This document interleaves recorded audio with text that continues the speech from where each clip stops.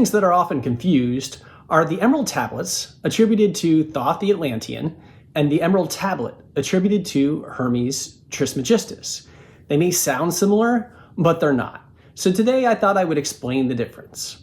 Hello, my name is Michael J. Auger. The emerald tablets, attributed to Thoth the Atlantean priest king, was actually written by Claude D. Doggin in the 1930s.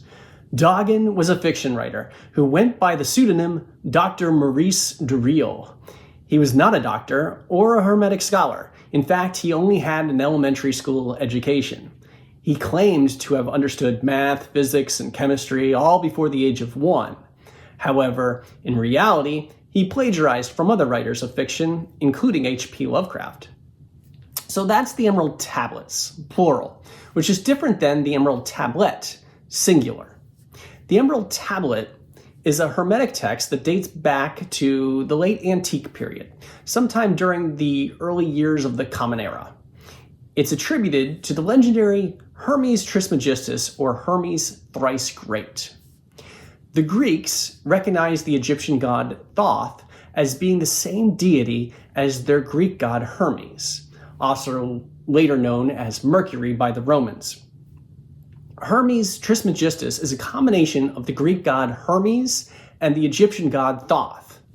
Those who were more than just great were called great-great, or even great-great-great, and this became shortened to thrice great.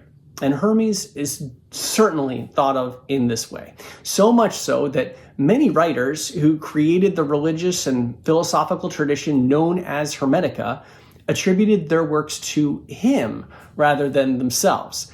This gave their writings more weight, in much the same way that the dread pirate Roberts has more gravitas than the name Ryan or Wesley.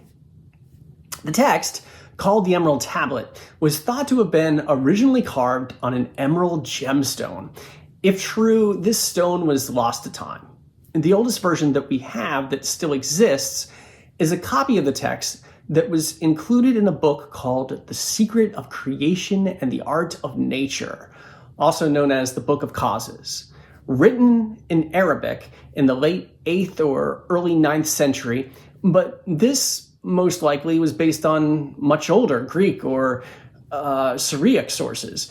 The text was first translated into Latin in the 12th century by Hugo of Santalla.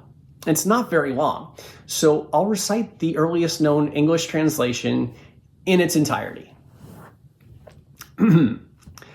Truth, no doubt, is true. Indeed, the uppermost is from the lowermost, and the lowermost is from the uppermost. Worked the wonders from one, as all things come from one by means of one plan. With one considered act, Father is the sun, Mother is the moon, the wind carried in her womb. The earth fed, Father of talismans, Keeper of wonders, perfect in power, fire became earth, separate the earth from the fire.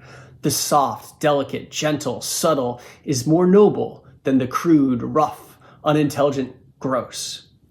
With gentle being and wisdom, ascends from the earth to the heaven and descends to the earth from the heaven, and in is the power of the uppermost and the lowermost, since with is the light of lights. Therefore, the darkness escapes from power of powers. It prevails over everything, soft, delicate, gentle, subtle, enters into everything, crude, rough, unintelligent, gross.